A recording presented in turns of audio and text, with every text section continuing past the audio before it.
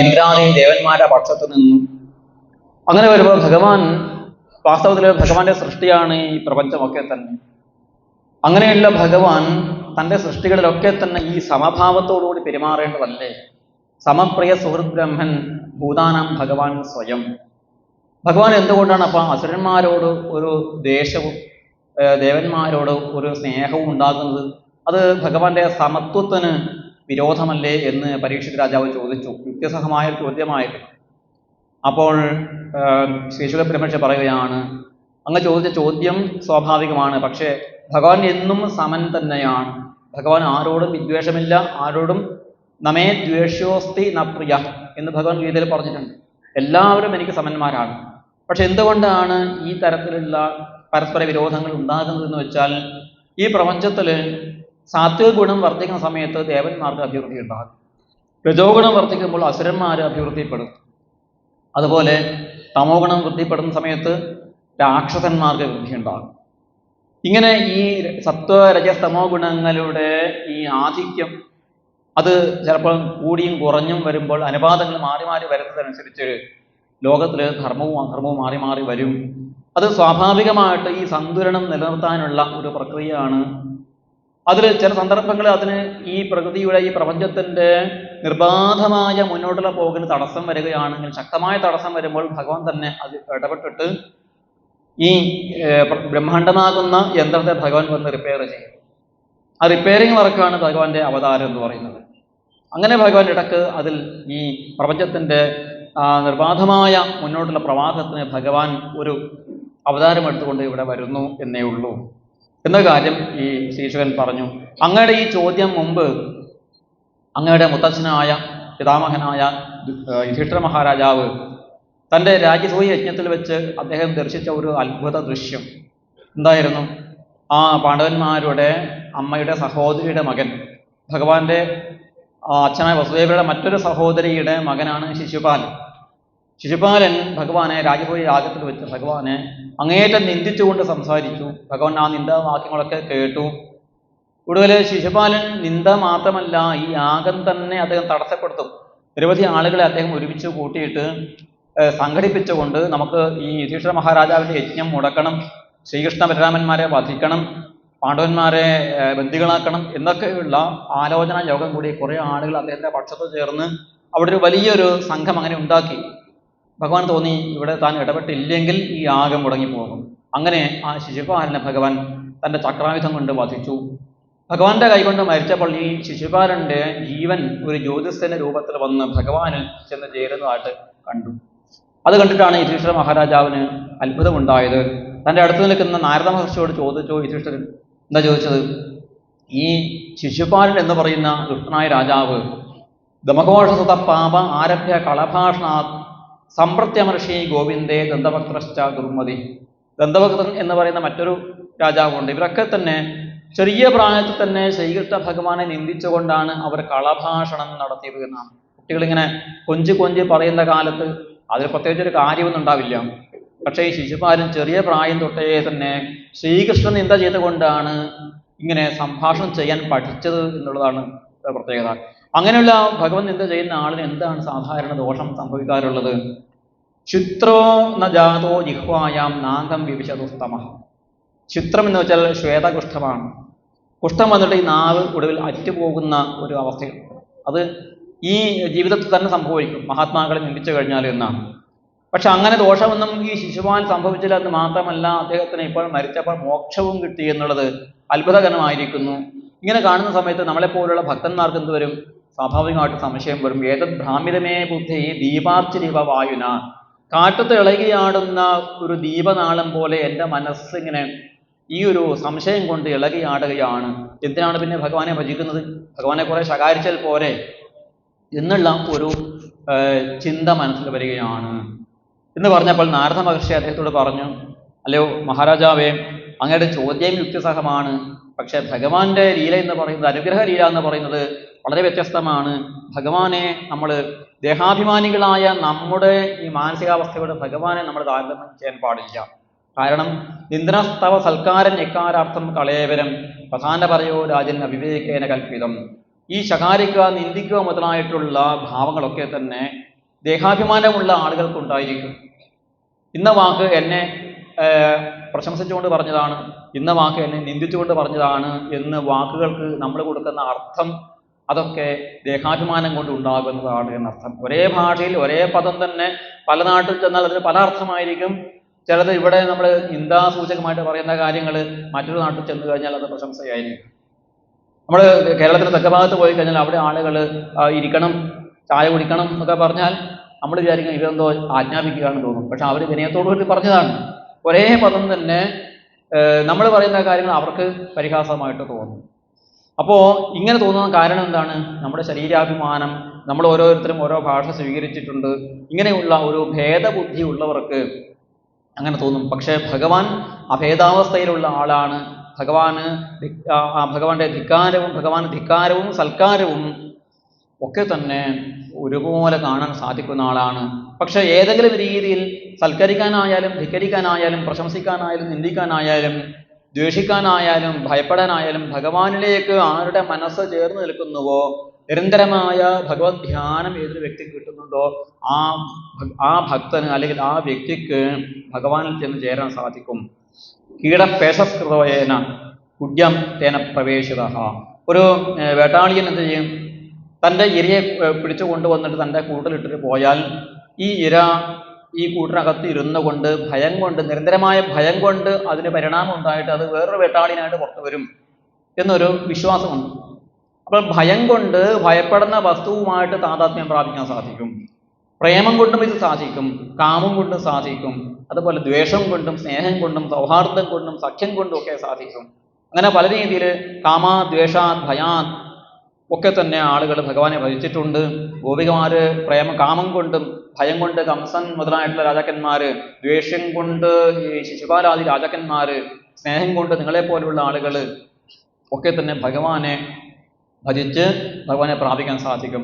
ഏതായാലും ഈ വൈരം കൊണ്ട്, വിരോധഭക്തി കൊണ്ട്, വിദ്വേഷം കൊണ്ട് ഭജിക്കുന്നത് പോലെ സ്നേഹം കൊണ്ട് ഭജിക്കുന്നവർക്ക് സാധിക്കുകയില്ല. കാരണം ഈ വിദ്വേഷത്തില്, ശത്രുതാഭാവത്തില് നിരന്തരമായിട്ട് ഈ ശത്രുവിനെ തന്നെ സ്മരണം ചെയ്യാനുള്ള ഒരു പ്രവണത മനുഷ്യർക്കുണ്ട്. അതുകൊണ്ട് രാവണാദികൾ, ഹിരണ്യകശിപനെ പോലെയുള്ള ആളുകൾ, ഈ ദുഷ്ടാത്മാക്കളൊക്കെ തന്നെ ഭഗവാനെ നിരന്തരമായ സ്മരണ ചെയ്തിട്ടുണ്ട്. അതുകൊണ്ടാണ് അവർക്ക് ഭഗവാനെ പ്രാപിക്കാൻ സാധിച്ചത്. അത് ഭഗവാന്റെ ഒരു പ്രത്യേകതയാണ്. ഏത് ഭാവത്തിലാണെങ്കിലും തസ്മാത് കേനാപ്യുപായേന മനഃകൃഷ്ണേ നിവേശയത്. ഏതെങ്കിലും ഉപായത്തിലൂടെ നമ്മുടെ മനസ്സ് ഭഗവാനിലേക്ക് അഭിനിവിഷ്ടമാകണം എന്നുള്ളതാണ് പ്രാധാന്യം എന്ന് പറഞ്ഞു. അങ്ങനെ ഈ ശിശുപാൽ എന്ന് പറയുന്ന രാജാവ് പൂർവ്വജന്മത്തിലെ ഹിരണ്യകശിപുവായിരുന്നു. തൻ്റെ മകനെ കൊല്ലാൻ ശ്രമിച്ചപ്പോൾ, ഭക്തനായ മകനെ കൊല്ലാൻ ശ്രമിച്ചപ്പോൾ ഭഗവാൻ അവതരിച്ച് മുമ്പ് വധിച്ച ആ ഹിരണ്യകശിപുവാണ് പിന്നീട് രാവണനായിട്ടും ഇപ്പോൾ ഈ ശിശുപാലനായിട്ടും ജനിച്ചത് എന്ന് പറഞ്ഞു. ഹിരണ്യകശിപുവിൻ്റെ ഈ കഥ പറഞ്ഞപ്പോഴാണ് യുധിഷ്ഠിര മഹാരാജാവ് വീണ്ടും ചോദിക്കുന്നത്, എന്തിനു വേണ്ടിയാണ് ഹിരണ്യകശിപു തൻ്റെ ഭക്തനായ വിനയാന്വിതനായ മകനെ കൊല്ലാൻ ആഗ്രഹിച്ചത്, ഉപദ്രവിച്ചത്? എന്തിനാണ് അച്ഛനും മകനും തമ്മിൽ ഇങ്ങനെ ഒരു ശണ്ഠയുണ്ടായത് എന്ന് ചോദിച്ചു. അപ്പോൾ നാരദ മഹർഷി ആണ് ഭഗവാന്റെ സാന്നിധ്യത്തിൽ, രാജസൂയ യജ്ഞത്തിൽ ഭഗവാന്റെ സാന്നിധ്യത്തിൽ ഭഗവാന്റെ കഥ പറയാനുള്ള ഒരു സന്ദർഭം നാരദ മഹർഷിക്ക് വന്നു ചേർന്നപ്പോൾ അദ്ദേഹം വളരെയധികം ഭക്തിഭാവത്തോടു കൂടിയിട്ട് ഭഗവാന്റെ കഥ പറയുകയാണ്. ഹിരണ്യകശിപു തൻ്റെ സഹോദരനായ ഹിരണ്യാക്ഷൻ വരാഹമൂർത്തിയായിട്ട് അവതരിച്ച് ഭഗവാൻ ഹിരണ്യാക്ഷനെ വധിച്ചു. ഭഗവാനോട് പ്രതികാരം ചെയ്യാൻ വേണ്ടി ഈ ഹിരണ്യകശിപു തൻ്റെ സഭയിൽ ഒരു ശൂലം ഉയർത്തിപ്പിടിച്ചുകൊണ്ട് തൻ്റെ മന്ത്രിമാരായിട്ടുള്ള ശതബാഹു, ഹയഗ്രീവൻ, നമുചി, പാകൻ, ഇല്ലുരൻ മുതലായ അസുരന്മാരെ സംബോധന ചെയ്തുകൊണ്ട് പറയുകയാണ്, അല്ലയോ അസുരശ്രേഷ്ഠന്മാരെ, ഞാനിതാ ഒരു കഠോരമായ പ്രതിജ്ഞ എടുക്കുന്നു. എൻ്റെ അനുജനായ ഹിരണ്യാക്ഷനെ മായാവിയായ വിഷ്ണു കൊന്നിരിക്കുന്നു. ഇനി എൻ്റെ ജീവിത ലക്ഷ്യം എന്ന് പറയുന്നത് ആ വിഷ്ണുവിനെ കൊല്ലണം. എങ്ങനെയാണ്? മച്ചൂലഭിന്നഗ്രീവസ്യ ഭൂരണ രുദ്രേണവി രുദ്രപ്രിയം തർപ്പയിഷ്യേ ഭ്രാതരമേ ഗതവ്യഥ. മച്ചൂലഭിന്നഗ്രീവസ്യ, എൻ്റെ ശൂലം കൊണ്ട് ആ വിഷ്ണുവിൻ്റെ ശിരസ് ഞാൻ അറുത്തെടുത്ത് അവൻ്റെ രക്തം കൊണ്ട് എൻ്റെ അനുജൻ ഞാൻ തർപ്പണം ചെയ്യും. എൻ്റെ അനുജൻ രുദ്രപ്രിയനാണ്, രക്തദാഹിയാണ് എന്ന് പറഞ്ഞു. ഈ ശ്ലോകത്തിന് നിഗൂഢമായ അർത്ഥമുണ്ട് എന്ന് വംശീധര സ്വാമികൾ പറയാണ്. ഈ മച്ചൂലഭിന്നഗ്രീവസ്യ എന്നതിന് എന്താണ് അർത്ഥം? മച്ഛൂലഭിന്നഗ്രീവസ്യ, എൻ്റെ മാറിലെ രക്തം ഭഗവാന് ഞാൻ സമർപ്പിക്കും. രുദ്രപ്രിയനായ ഭഗവാൻ, രുദ്രശബ്ദത്തിന് കുങ്കുമം എന്ന അർത്ഥമുണ്ട്. കുങ്കുമപ്രിയനായ ഭഗവാന് ഞാൻ എൻ്റെ ഹൃദയരക്തം കൊണ്ട് കുങ്കുമം ചാർത്തി ഭഗവാനെ ആരാധിക്കും എന്ന് ഉള്ളിൻ്റെ ഉള്ളിൽ ഭക്തനായിട്ടുള്ള പാർഷദനായിട്ടുള്ള ഹിരണ്യകശിപുവിൻ്റെ ആ ജീവന്റെ ആഗ്രഹമാണ് ഈ പ്രകടിപ്പിച്ചത് അദ്ദേഹത്തിന്റെ വാക്കുകളിലൂടെ എന്ന് വംശീധര സ്വാമികൾ ഇതിനെ വ്യാഖ്യാനിക്കുന്നുണ്ട്. അങ്ങനെ ഈ തൻ്റെ അനുചരന്മാരോട് പറയാണ്, വിഷ്ണുവിനെ കൊല്ലണമെങ്കിൽ വിഷ്ണുവിന് പ്രിയങ്കരമായിട്ടുള്ള വസ്തുക്കളെ നശിപ്പിക്കുകയാണ് ആദ്യം ചെയ്യേണ്ടത്, വിഷ്ണുവിൻ്റെ ശക്തി തളർത്താൻ വേണ്ടിയിട്ട്. വിഷ്ണു തകർന്നു കഴിഞ്ഞാൽ, അല്ലെങ്കിൽ ഈ പ്രകൃതിയിലുള്ള തപസ്വികളായിട്ടുള്ള തപോധനന്മാരായ മഹർഷിമാര്, ബ്രാഹ്മണര്, യാഗങ്ങള്, വേദങ്ങള്, ഇങ്ങനെയുള്ള ശ്രേഷ്ഠമായ വസ്തുക്കളെയൊക്കെ നശിപ്പിച്ചു കഴിഞ്ഞാൽ വിഷ്ണുവിൻ്റെ ശക്തി തളരും. അതുകൊണ്ട് എല്ലാവരും തന്നെ ദേവന്മാരെയും ഋഷിമാരെയും പിതൃക്കളെയും ജീവജാലങ്ങളെയും ധർമ്മത്തെയും നശിപ്പിക്കുകയാണ് വേണ്ടത്. അതിന് നിങ്ങൾ പുറപ്പെട്ടോളൂ എന്ന് പറഞ്ഞപ്പോൾ അസുരന്മാർക്ക് വലിയ ഉത്സാഹമായി. അവർ ചിന്തി ഭിന്തി വാചന എന്നാണ്, വെട്ടു, നുറുക്കൂ, കൊല ചെയ്യൂ എന്നൊക്കെ പറഞ്ഞ് മുദ്രാവാക്യങ്ങൾ വിളിച്ചുകൊണ്ട് നടക്കുന്ന ഈ അസുരന്മാർക്ക് നല്ലൊരു അവസരമായി. അവർ ധാരാളം പലതരത്തിലുള്ള ആയുധങ്ങൾ എടുത്തുകൊണ്ട് പുരഗ്രാമ വ്രജോദ്യാന ക്ഷേത്ര ആരാമ ആശ്രമ ആകരാൻ അവർ ഒരു സ്ഥലവും വെറുതെ വിട്ടില്ല. ഗ്രാമങ്ങള്, നഗരങ്ങള്, വ്രജപ്രദേശങ്ങള്, ഉദ്യാനങ്ങള്, വയലുകള്, ഉദ്യാനങ്ങള്, ആശ്രമങ്ങള്, ഖനികള്, അത് സേതുപ്രാകാര ഗോപുരാൻ, പാലങ്ങള്, അണക്കെട്ടുകള്, വലിയ വലിയ ഗോപുരങ്ങൾ ഒക്കെ തന്നെ ഒരു കാരണവുമില്ലാതെ അവർ ഇടിച്ച് നിരപ്പാക്കുകയും ആളുകളെ അകാരണമായിട്ട് കൊല്ലുകയും പരശുപാണികളായിട്ട് ചില ആളുകൾ എന്ത് ചെയ്തു, അജീവ്യാം ചിച്ചുതുർ വൃക്ഷാൻ കേജിത് പരശുപാണിയ, നാട്ടിലുള്ള വൃക്ഷങ്ങളൊക്കെ വെട്ടി നശിപ്പിക്കുകയാണ്. ഇങ്ങനെയുള്ള നാശനഷ്ടങ്ങൾ ലോകത്തിന് കഥനമുണ്ടാക്കുന്ന രീതിയിൽ അവർ ചെയ്തുകൊണ്ട് വർത്തിച്ചു. ഹിരണ്യകശിപു തൻ്റെ അന്തഃപുരത്തേക്ക് ചെന്നു. കരഞ്ഞുകൊണ്ടിരിക്കുന്ന തൻ്റെ അമ്മയെ കണ്ടപ്പോൾ ഹിരണ്യകശിപുവിൻ്റെ ഉള്ളിൽ ദയയുണ്ടായി, ധർമ്മബോധമുണ്ടായി. പഠിച്ച ശാസ്ത്രങ്ങളൊക്കെ അപ്പോൾ ഓർമ്മ വന്നു. തൻ്റെ അമ്മയെയും അതുപോലെ സഹോദരന്റെ പത്നിയെയും ആശ്വസിപ്പിക്കാൻ വേണ്ടി ഹിരണ്യകശിപു ശ്രേഷ്ഠമായ തത്വങ്ങളെ അവർക്ക് ഉപദേശിച്ചു കൊടുക്കുകയും ചെയ്തു. അപ്പോൾ അദ്ദേഹത്തിന്റെ വാക്കുകളിൽ ശാസ്ത്രമുണ്ട്, അദ്ദേഹം ശാസ്ത്രം പഠിച്ചിട്ടൊക്കെ ഉണ്ട്. പക്ഷേ ജീവിതത്തിൽ സുഖത്തോടുള്ള അത്യാസക്തി കൊണ്ട് ആണ് അദ്ദേഹത്തിന് ആസുരിക ഭാവം വന്നു ചേരുന്നത്. അങ്ങനെ ഈ അന്തഃപുരത്തുള്ള ഈ സ്ത്രീകളെ ആശ്വസിപ്പിച്ചുകൊണ്ട് അദ്ദേഹം പറയുകയാണ്, ഭർത്താവ് മരിച്ചുപോയി അല്ലെങ്കിൽ മകൻ മരിച്ചുപോയി എന്ന് ചിന്തിച്ച് നിങ്ങൾക്ക് അറിയേണ്ടതില്ല. ഇതൊക്കെ തന്നെ ഒരു മായാജാലമാണ്, മായാശക്തിയാണ്. ഇതൊക്കെ നമ്മുടെ തോന്നലാണ്. ഈ പ്രപഞ്ചം എന്ന് പറയുന്നത് നമ്മുടെ കണ്ണിനെ വഞ്ചിക്കുന്ന ഒരു വസ്തുവാണ്. യഥാംസാ പ്രചലത തരവോപി ചലാ ഇവ. അതിന് ഉദാഹരണമാണ് എന്താണ്, നമ്മൾ ഈ തോണിയിൽ അങ്ങനെ യാത്ര ചെയ്യുമ്പോൾ, ഒരു നദിയിലൂടെ തോണിയിൽ യാത്ര ചെയ്യുമ്പോൾ രണ്ട് ഭാഗത്തുള്ള വൃക്ഷങ്ങൾ പുറകോട്ട് സഞ്ചരിക്കുന്ന പോലെ തോന്നുന്നു വാഹനത്തിൽ സഞ്ചരിക്കുമ്പോൾ. വാസ്തവത്തിലെ വൃക്ഷങ്ങളെല്ലാം സഞ്ചരിക്കുന്നത് നമ്മുടെ വാഹനമാണ് സഞ്ചരിക്കുന്നത്. അപ്പോൾ നമ്മുടെ കണ്ണിനെ ഈ പ്രകൃതി വഞ്ചിക്കുകയാണ് ചെയ്യുന്നത്. അതുപോലെ ചക്ഷുഷാ ഭ്രാമ്യമാണേന ദൃശ്യതേ ചരതീവ ഭൂഹു. നമ്മൾ കുറേ നേരം വട്ടം കറങ്ങിയ ശേഷം നമ്മൾ നിശ്ചലമായി നിന്നാലും പിന്നെയും ഭൂമി കുറേ നേരം കറങ്ങുന്നതായിട്ട് തോന്നും. അപ്പൊ അങ്ങനെ നമ്മുടെ ഇന്ദ്രിയങ്ങൾ തന്നെ നമ്മളെ വഞ്ചിച്ചു കൊണ്ടിരിക്കുന്നു. ഒന്ന് എന്ന് തോന്നുന്ന ഒരു വസ്തു അതിവേഗത്തിൽ അനക്കിക്കൊണ്ടിരുന്ന, ഒരു വിരലിങ്ങനെ അനക്കിക്കൊണ്ടിരുന്ന നമുക്ക് രണ്ട് വിരലുണ്ടെന്ന് തോന്നും. കണ്ണ് നമുക്ക് നൽകുന്നത് മായക്കാഴ്ചയാണ്, യഥാർത്ഥമല്ല നമുക്ക് കാണിച്ചു തരുന്നത്. അതുപോലെ ഈ ജനനവും മരണവും മറ്റു പലതരത്തിലുള്ള ചലനങ്ങൾ, പരിണാമങ്ങളൊക്കെ തന്നെ നമ്മുടെ ഇന്ദ്രിയങ്ങൾ നമ്മളെ വിഭ്രമിപ്പിക്കുകയാണ് എന്ന് കരുതിയാൽ മുന്നിലുള്ള നമുക്ക് ഇഷ്ടവസ്തുവിന്റെ നഷ്ടത്തിൽ നമുക്ക് ദുഃഖമുണ്ടാവുകയില്ല. ഇതിന് ഉദാഹരണമായിട്ട് ഞാനൊരു കഥ പറയാം എന്ന് പറഞ്ഞ് ഹിരണ്യകശിപു ഒരു പുരാണ കഥ പറഞ്ഞു കൊടുക്കുകയാണ്. സ്വയജ്ഞൻ എന്ന് പറയുന്ന ഒരു രാജാവ് യുദ്ധത്തില് ശത്രുക്കളെല്ലാം അദ്ദേഹം കൊല്ലപ്പെട്ടു. വിശീർണ കവചനായിട്ട് അങ്ങനെ ആ ശരീരം മുറിഞ്ഞ് വീണ് കിടക്കുന്ന അദ്ദേഹത്തിന്റെ ശവശരീരം ദഹിപ്പിക്കേണ്ട സമയമായി പുരോഹിതന്മാർ വന്നിട്ട് ശവശരീരം ദഹിപ്പിക്കണം, സംസ്കരിക്കണം എന്ന് പറഞ്ഞപ്പോൾ അദ്ദേഹത്തിന്റെ പത്നിമാരും സ്വന്തം ആളുകളായിട്ട് സ്ത്രീകളൊക്കെ തന്നെ ഈ ശവശരീരത്തെ കെട്ടിപ്പിടിച്ചുകൊണ്ട് കരയുകയാണ്. ഈ ശരീരം ദഹിപ്പിക്കാൻ ഞങ്ങൾ വിടില്ല, ഇതെന്റെ ഭർത്താവാണ്, ഇതെന്റെ അച്ഛനാണ്, ഇതെന്റെ അമ്മാവനാണെന്ന് പറഞ്ഞുകൊണ്ട് ആ സുയജ്ഞന്റെ ശരീരത്തെ അവർ വിട്ടുകൊടുക്കുന്നില്ല. അപ്പൊ പുരോഹിതന്മാരൊക്കെ തന്നെ മന്ത്രിമാരൊക്കെ തന്നെ ഇങ്ങനെ പരിഭ്രമിച്ച് നിൽക്കുമ്പോൾ അവരുടെ മുന്നിലേക്ക് ഒരു ബ്രഹ്മചാരിയുടെ വേഷത്തിൽ സാക്ഷാൽ യമധർമ്മൻ വന്നു ചേർന്നു. ഒരു ചെറിയ 5-6 വയസ്സുള്ള ഒരു ഉണ്ണിയായിട്ട് യമധർമ്മൻ അവരുടെ മുന്നിൽ വന്ന് അവർക്ക് ചില തത്വോപദേശങ്ങൾ കൊടുത്തു എന്നാണ്. എന്താണ് യമൻ പറഞ്ഞത്? അഹോ അമീഷാം വയസാധികാനം വിപശ്യതാം ലോകവിധിം വിമോഹ ഇത്ര ആഗതസ്തത്ര ഗതം മനുഷ്യം സ്വയം സധർമ്മ അപി ശോചന്തി അപാർത്ഥ. ഇത്തരം ഉപദേശങ്ങൾ നമ്മൾ വളരെ ശ്രദ്ധയോടെ പഠിക്കേണ്ടതാണ് ഭാഗവതത്തിലൊക്കെ. കേവലം കഥകൾ വായിച്ചു പോയാൽ നമുക്ക് ഭാഗവതത്തിന്റെ അന്തസത്ത മനസ്സിലാവുകയില്ല. യമൻ, ഈ ബാലകരൂപിയായിട്ടുള്ള യമൻ പറഞ്ഞ ആ വാക്യത്തിന്റെ ഒരു അതിവിശാലമായിട്ടൊരു അർത്ഥമുണ്ട്, അത്യഗാധമായൊരു അർത്ഥമുണ്ട്. അദ്ദേഹം പറയും, ആ കുഞ്ഞ് പറയാണ്, വയസാധികാനാം, ഇത്രയും പ്രായമുള്ള ആളുകളുടെ അവിവേകം കണ്ടിട്ട് എനിക്ക് അത്ഭുതം തോന്നുന്നു. കുട്ടിയായി എനിക്കൊരു പരിഭ്രമവും. എന്നെ ഈ ചെറിയ പ്രായത്തിൽ എൻ്റെ അച്ഛനും അമ്മയും ഉപേക്ഷിച്ചിട്ട് എനിക്കിപ്പോൾ യാതൊരു തരത്തിലുള്ള വേവലാതിയും തോന്നുന്നില്ല. പക്ഷെ ഇത്രയും പ്രായവും പക്വതയും ഉള്ള ആളുകള് ഒരാൾ മരിച്ചു കിടക്കുമ്പോൾ ആ മരണത്തെ ഉൾക്കൊള്ളാൻ നിങ്ങൾക്ക് സാധിക്കുന്നില്ല എന്നുള്ളത് എന്തൊരു വൈപരീത്യമാണ്. നോക്കൂ, എത്രാഗതസ്തപ്രഗതം മനുഷ്യം. ഈ മനുഷ്യരൊക്കെ, മരിക്കുന്ന ആളുകൾ എങ്ങോട്ടാണ് പോകുന്നത്? ആലോചിച്ചാൽ പിടികിട്ടും. അവർ എവിടെ നിന്നാണ് വന്നത് അങ്ങോട്ട് പോവുകയാണ്. അവരവരുടെ തറവാട്ടിൽ നിന്ന് വന്നു, ഇപ്പോൾ തറവാട്ടിൽ തിരിച്ചു പോകുമ്പോൾ ദുഃഖിക്കേണ്ട കാര്യമില്ല. കാരണം എന്താ? സ്വയം സധർമ്മ അഭിശോചന്തി. ഈ ധർമ്മം എല്ലാവരും ചെയ്യേണ്ടതുണ്ട്.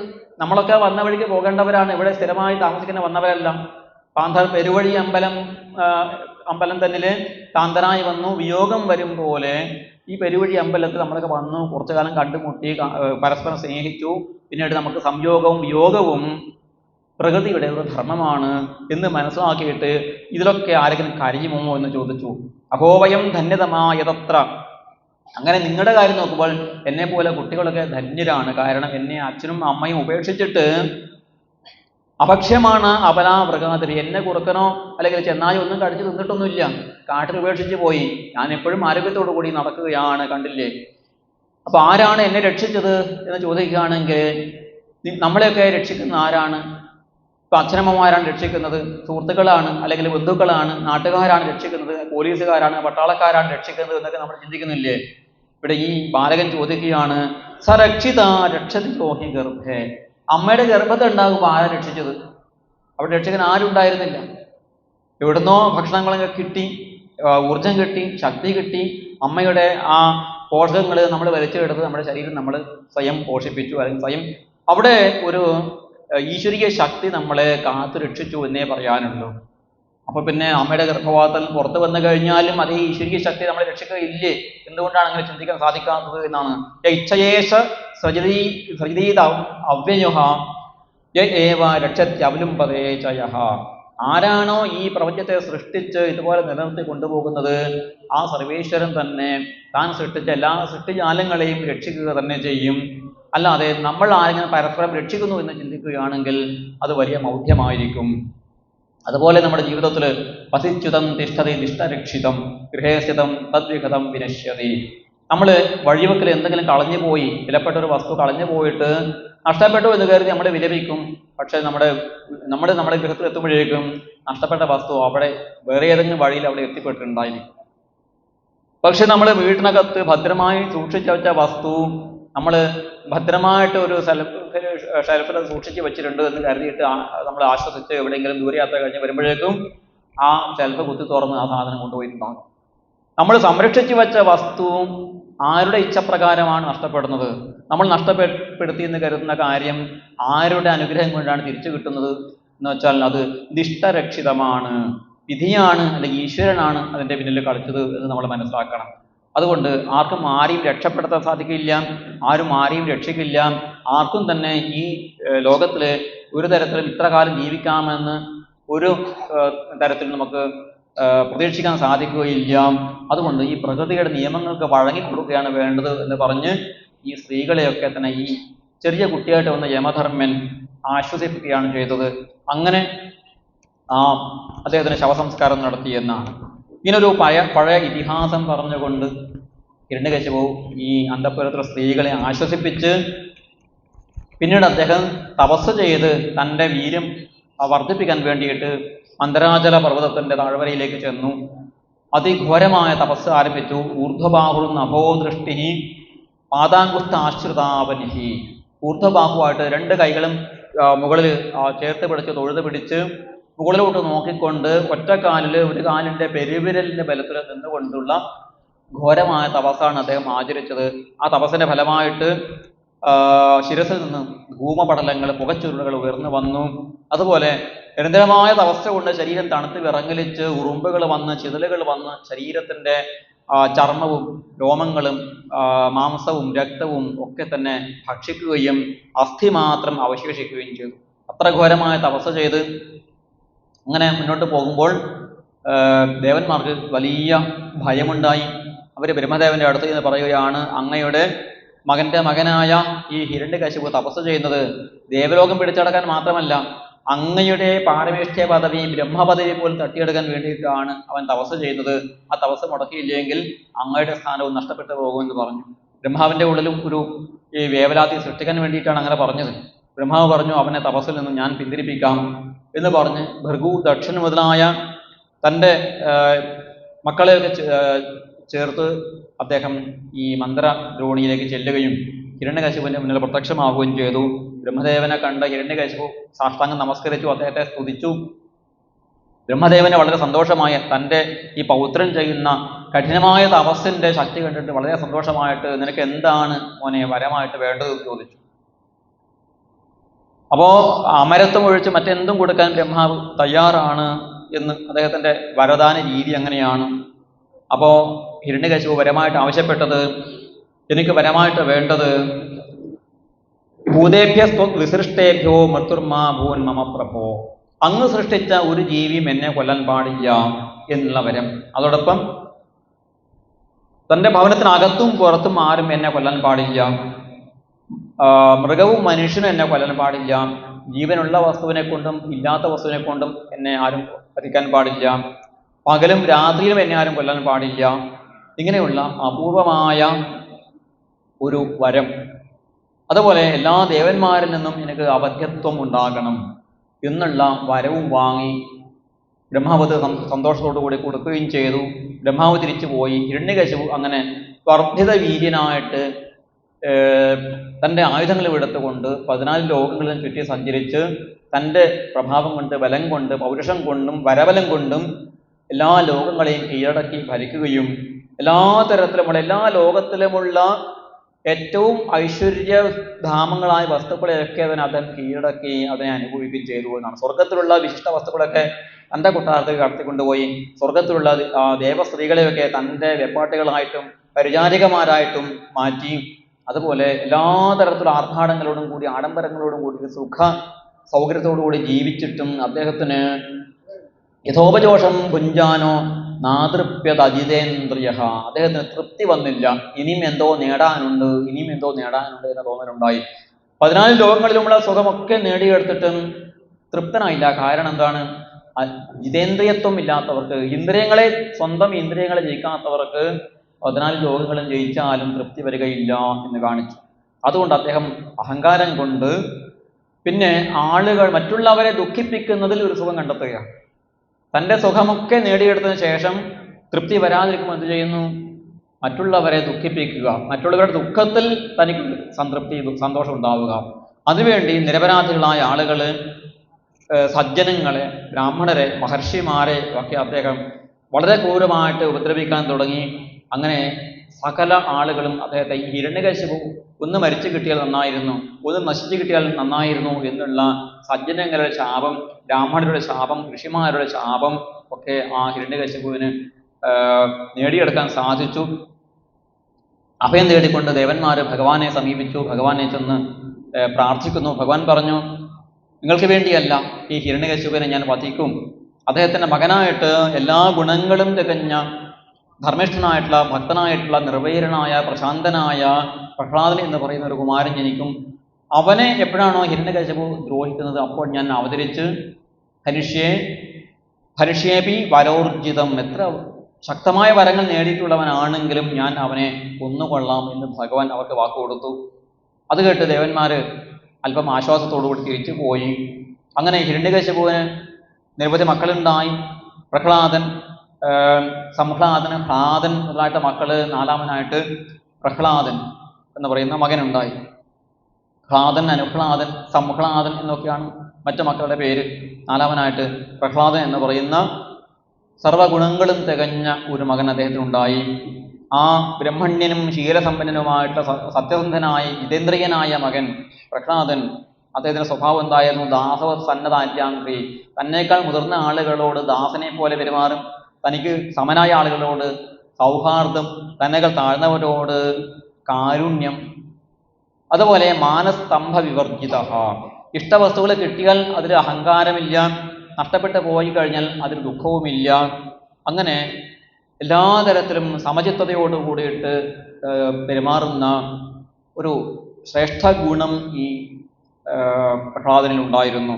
പക്ഷെ ആ ഗുണങ്ങളെക്കാളും ഒക്കെ തന്നെ ശ്രേഷ്ഠമായ ഒരു ഗുണം അദ്ദേഹത്തിന് ഉണ്ടായത് വാസുദേവിയെ ഭഗവതീയസ്യ നൈസർഗികീരതിഹി, ജന്മസിദ്ധമായ ഭക്തി അത് വളരെ അപൂർവമായിട്ടുണ്ടാവുകയുള്ളൂ.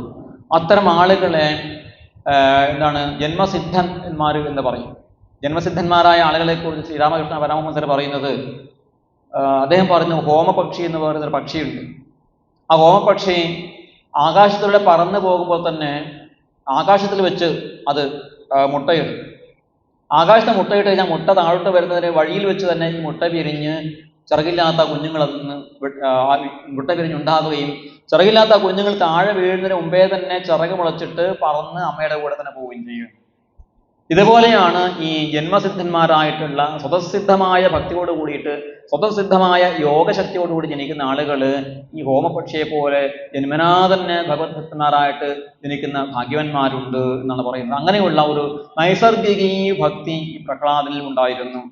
ആ ഭക്തി കാരണം ഭഗവാനുമായിട്ടുള്ള ഒരു മാനസികമായ താതാത്മ്യം പ്രാപിച്ച് ന്യസ്ത ക്രീഡനകോ ബാലഹ, എല്ലാ തരത്തെ കളിപ്പാട്ടങ്ങളെ ഉപേക്ഷിച്ചുകൊണ്ട് ശ്രീകൃഷ്ണ ധ്യാനമാണ് ആ പ്രഹ്ലാദന്റെ ഏറ്റവും ഇഷ്ടപ്പെട്ട കളി എന്ന് പറയുന്നത്. എപ്പോഴും ഭഗവാന്റെ കൂടെ കളിക്കുന്നതായിട്ട് തോന്നും. ഭഗവാന്റെ കൂടെ ഇരുന്നാണ് താൻ ഭക്ഷണം കഴിക്കുന്നത്, ഭഗവാന്റെ കൂടെയാണ് താൻ ഉറങ്ങുന്നത്. ഇരിക്കുമ്പോഴും കിടക്കുമ്പോഴും ഉറങ്ങുമ്പോഴും ഭക്ഷണം കഴിക്കുമ്പോഴും ഒക്കെ തന്നെ ഭഗവാൻ ഗോവിന്ദ പരിരംഭിത എന്നാണ്, ഭഗവാൻ തന്നെ ആലിംഗനം ചെയ്യുന്നതായിട്ട് തോന്നും. അങ്ങനെ ആഹ്ലാദത്തോടു കൂടി അദ്ദേഹം പൊട്ടിച്ചിരിക്കും. ചില സന്ദർഭങ്ങളിൽ ഭഗവാൻ പിരിഞ്ഞുപോയി എന്ന് തോന്നുന്ന സമയത്തുണ്ടാകുന്ന ദുഃഖം കൊണ്ട് ഉറക്കെ കരയും. ക്വചിത് രുദതി വൈകുണ്ഠചിന്താ ശബളചേതന ക്വചിത് ഹസതി തച്ചിന്താഹ്ലാദ ഉദ്ഗായിത് ക്വചിൽ. ഇടക്ക് ഉറക്കെ ഭഗവാന്റെ നാമസങ്കീർത്തനങ്ങൾ പാടും, ഇടക്ക് ആനന്ദ നൃത്തം ചെയ്യും, ഇടക്ക് അസ്പന്ദ പ്രണയാനന്ദ സരളാമീരക്ഷണ, സ്പന്ദനമില്ലാതെ ഇളക്കമില്ലാതെ ധ്യാനത്തിൽ മുഴുകി നിശ്ചലാവസ്ഥയിൽ ഇരിക്കുന്ന ഒരു അപൂർവമായ ഭക്തി പ്രഹ്ലാദനിൽ ഉണ്ടായി. ഇത്രയും ഉന്നതമായ അവസ്ഥയിൽ എത്തിയിട്ടും ഹിരണ്യകശിപുവിന് തൻ്റെ മകനെ തിരിച്ചറിയാൻ സാധിച്ചില്ല, മനസ്സിലാക്കാൻ സാധിച്ചില്ല. മകന്റെ ഈ ദിവ്യഭാവത്തെ അറിഞ്ഞില്ല. സാധാരണ ഒരു പ്രാകൃത ശിശുവിനെ പോലെയുള്ള ആളാണെന്ന് കരുതി മറ്റു കുട്ടികളുടെ കൂടെ ഗുരുനാഥൻ്റെ അടുത്ത് പഠിക്കാൻ വേണ്ടിയിട്ട് ശുക്രാചാര്യൻ്റെ പാഠശാലയിലേക്ക് പറഞ്ഞയച്ചു ചെറിയ പ്രായത്തിൽ. അവിടെ ശുക്രാചാര്യൻ ആ സമയത്ത് ദീർഘകാലം അവിടെ ഇല്ലായിരുന്നു, ആശ്രമത്തിൽ ഇല്ലായിരുന്നു. അദ്ദേഹത്തിൻ്റെ മക്കളായ ഷണ്ഡനും മർക്കനും, ഈ രണ്ട് പുരോഹിതന്മാരാണ് യാചകൻ എന്ന് വെച്ചാൽ യജനം, യാഗം ചെയ്യിപ്പിക്കുന്ന ആളിനാണ് യാചകൻ എന്ന് പറയുന്നത്. ദൈത്യയാചകന്മാർ എന്നാണ് ഇവിടെ പറഞ്ഞിരിക്കുന്നത്. ഇവർ രണ്ടുപേരാണ് കുട്ടികൾക്ക് വ്യത്യസ്ത വിഷയങ്ങൾ പഠിപ്പിച്ചുകൊണ്ടേയിരിക്കുന്നത്. ഇവരെന്താണ് പഠിപ്പിച്ചത്? പാഠ്യാമാസു പാഠ്യാൻ അന്യാം ശാസ്ത്രപാലകാൻ എത്തത്ര ഗുരുണാ പ്രോക്തം ശുശ്രവേനുപപാഠച ന സാധു മനസാ മേനെ സ്വപര ആസദ്ഗ്രഹാശ്രയം. എല്ലാ പഠിക്കേണ്ട പാഠങ്ങളും ഈ ഗുരുക്കന്മാർ പഠിപ്പിച്ചു. പക്ഷേ പഠിപ്പിച്ചതൊക്കെ പ്രഹ്ലാദന് തോന്നി ഇതൊക്കെ പരീക്ഷ എഴുതാൻ കൊള്ളാം, പക്ഷേ ഇതിനെ വസ്തുതയായിട്ട് സ്വീകരിക്കാൻ സാധിക്കുകയില്ല. ഇതൊന്നും നിത്യസത്യമല്ല. കാരണം സ്വപര അസദ്ഗ്രഹാശ്രയം എന്നാണ്. ഈ പ്രപഞ്ചത്തിലുള്ള വസ്തുക്കളെയൊക്കെ തന്നെ രണ്ടായിട്ട് തിരിക്കുന്നതാണ് ഈ വിദ്യാഭ്യാസം. എന്താണ്? സ്വ എന്നും പര. എൻ്റേത്, അന്യൻ്റേത്. അപ്പോൾ അന്യൻ്റെ കയ്യിലുള്ള മുതൽ, സ്വത്ത്, സമ്പത്ത് എൻ്റെ കയ്യിലേക്ക് വരാൻ എന്താണ് വഴി? ഇതിനാണ് നമ്മൾ എക്കണോമിക്സ് എന്ന് പറയുന്നത്, അല്ലേ? മറ്റൊരു രാജ്യത്തുള്ള ധനം നമുക്ക് എങ്ങനെ ഉണ്ടാക്കാം, എങ്ങനെ വിദേശ നാണയത്തിൻ്റെ നിധി വർദ്ധിപ്പിക്കാം, എങ്ങനെ എൻ്റെ വെട്ടിയിലുള്ള പണം, എൻ്റെ അക്കൗണ്ടിലെ പണം എങ്ങനെ വർദ്ധിപ്പിക്കാം, ഇതാണ് ധനതത്വശാസ്ത്രം എന്ന് പറയുന്നത്. അതുപോലെ എല്ലാ കാര്യങ്ങളിലും ഇതുണ്ട്. ഞാനെന്നും എൻ്റേതെന്നും അന്യൻ്റേതെന്നുമുള്ള ഭേദബുദ്ധിയോട് കൂടിയിട്ടുള്ളതാണ് എല്ലാ തരത്തിലുള്ള പാഠ്യക്രമങ്ങളിലൂടെയും പഠിപ്പിച്ചു വരുന്നത് എന്ന് കണ്ടപ്പോൾ പ്രഹ്ലാദന് തോന്നി ഇത് ശരിയല്ല. ഇതൊന്നും തന്നെ ഒരു ആത്യന്തിക സത്യമായിട്ട് സ്വീകരിക്കാൻ സാധിക്കുകയില്ല. നിത്യസത്യമായിരിക്കുന്ന ഭഗവാനെ സംബന്ധിക്കുന്ന ശാസ്ത്രം മാത്രമേ ശാസ്ത്രമെന്ന് കരുതാൻ സാധിക്കുകയുള്ളൂ എന്ന് പ്രഹ്ലാദൻ ഉറച്ചു വിശ്വസിച്ചു. അങ്ങനെ കുറച്ച് ദിവസം കഴിഞ്ഞു. തൻ്റെ ഗൃഹത്തിലേക്ക് വന്ന സമയത്ത് ഹിരണ്യകശിപു തൻ്റെ മകനോട് സ്നേഹപൂർവ്വം ചോദിച്ചു, മോനെ, നീ എന്താണ് ഈ പാഠശാല ചെന്ന് ഇത്രയും കാലം പഠിച്ചത് എന്താണ്? നല്ല പാട്ട് പാടാനോ നൃത്തം ചെയ്യാനൊക്കെ പഠിച്ചിരുന്നോ? അത് അച്ഛനെ കാണിച്ചു തരൂ എന്ന് സ്നേഹത്തോടെ പറഞ്ഞപ്പോൾ പ്രഹ്ലാദൻ അച്ഛനോട് പറഞ്ഞു, തത് സാധുമേ മന്യേ സുരവർഗ്യ ദേഹിനം സദാ സമുദ്വിഗ്നധിയാം അസദ്ഗ്രഹാത് ഹിത്വാത്മപാദം ഗൃഹം അന്ധകൂപം വനം ഗതോ യദ്ഹരിമാശ്രയേത. അച്ഛാ, ഞാൻ പഠിച്ചത് സാധുവായിരിക്കുന്ന കാര്യം, ഞാൻ പഠിച്ച ശരിയായൊരു കാര്യം എന്താണെന്ന് വെച്ചാൽ ഈ ലോകത്തെ എല്ലാ ജീവജാലങ്ങളും ഭയന്നുകൊണ്ട് ജീവിക്കുകയാണ്. സമുദ്വിഗ്നധിയാം, എല്ലാവരുടെ ഉള്ളിലും എന്തുണ്ട്? ഉദ്വേഗം. നാളെ എന്ത് നടക്കും? അടുത്ത നിമിഷം എന്ത് നടക്കും? അല്ലേ? ഇന്ന് രാത്രി എനിക്ക് ഭക്ഷണം കിട്ടുമോ? ഇന്ന് ഉറങ്ങാൻ സാധിക്കുമോ? നാളെ എനിക്ക് വേറൊരാളെ പറ്റിച്ച കാശുണ്ടാക്കാൻ സാധിക്കുമോ? എൻ്റെ കച്ചവടം നടക്കുമോ? എൻ്റെ ജോലി കൃത്യമായി നടക്കുമോ? ഇങ്ങനെ എപ്പോഴും നമ്മൾ ഒരുതരം ഭയത്തോട് കൂടിയിട്ടാണ് ജീവിക്കുന്നത്. എല്ലാ ജീവജാലങ്ങൾക്കും ഈ ഭയമുണ്ട്. എന്തുകൊണ്ടാണ് ഈ ഭയം, ഉദ്വേഗം ഉണ്ടാകുന്നത്? അസദ്ഗ്രഹാത് എന്നാണ്. നമ്മൾ സ്വീകരിച്ചിരിക്കുന്നത് സത്തിനെയല്ല, അസത്തിനെയാണ് സ്വീകരിച്ചിരിക്കുന്നത്. നിത്യസത്യ വസ്തുവിൽ മനസ്സർപ്പിച്ച് കഴിയുന്ന ഒരാൾക്ക്, അതിൽ പൂർണ്ണമായും വിശ്വസിച്ച് നിഷ്ഠയോടുകൂടി കഴിയുന്ന ഒരാൾക്ക് ഒന്നിലും ഒരു തരത്തിലുള്ള ഉദ്വേഗവും ഭയം ഉണ്ടാവുകയില്ല. കാരണം ഇതൊക്കെ ഈശ്വരനെ കൊണ്ട് പൊതിഞ്ഞിരിക്കുകയാണ് ഈ പ്രപഞ്ചമാകെ. സർവം ഖല്വിദം ബ്രഹ്മ ഈശാവാസ്യമിതം സർവം. എല്ലാം ഈശ്വരൻ്റെതാകുമ്പോൾ പിന്നെ നമുക്ക് ദുഃഖിക്കേണ്ട കാര്യം എന്തുണ്ട് എന്ന് ചിന്തിക്കാനുള്ള വിവേകം ഉദിച്ച ആളിന് ഇതുണ്ടാവില്ല. പക്ഷേ ഈ സത്ത് എന്ന് പറയുന്ന നിത്യസത്യ വസ്തുവില് ഉണ്ടായി നിലനിന്ന് മറയുന്ന ഈ ക്ഷണികമായ വസ്തുക്കളിലാണ് നമ്മുടെ മനസ്സ് ഒട്ടിക്കിടക്കുന്നതെങ്കിൽ അത്തരക്കാർക്ക് എന്നും ഭയം ഉണ്ടാകും. എന്നാണ് ഞാൻ ആഗ്രഹിച്ച വസ്തു കിട്ടുക എന്നുള്ള ഉദ്വേഗം, കിട്ടിക്കഴിഞ്ഞ വസ്തു എങ്ങനെയാണ് സംരക്ഷിക്കുക എന്നുള്ള ഭയം, അങ്ങനെ ആ ഇഷ്ടവസ്തു നേടിക്കഴിഞ്ഞാൽ ഒടുവിൽ അത് നഷ്ടപ്പെടുമ്പോൾ ഉണ്ടാകുന്നതായ അസഹ്യമായ വ്യഥ, ഇതൊക്കെ തന്നെ എന്നും മനുഷ്യന്റെ കൂടെ പിറപ്പായിട്ടുണ്ടായിരിക്കുമെന്നാണ്. അപ്പോൾ അതിൽ നിന്ന് രക്ഷ നേടാൻ എന്താണ് വഴി? ആത്മപാദം ഗൃഹം അന്ധകോപം. നമുക്ക് ഈ ആത്മപാദം, ഇങ്ങനെ ഒരു അധപ്പതനം നമുക്ക് വരാനുള്ള കാരണം എന്താണ്?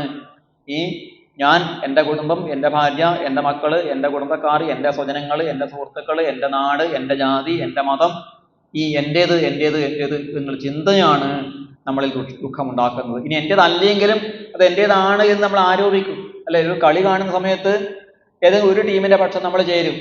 അത് എൻ്റെ ടീമാണെന്ന് നമ്മൾ ആദ്യം സങ്കല്പിച്ച ശേഷം അവർ തോൽക്കുമ്പോൾ നമ്മൾ കരയും. ഒരു ഭാഗത്ത് ഏതോ രാജ്യമായിരിക്കും, ഒരു ഭാഗത്ത് അർജന്റീന കളിക്കുന്നു, ഒരു ഭാഗത്ത് ജർമ്മനി കളിക്കുന്നു.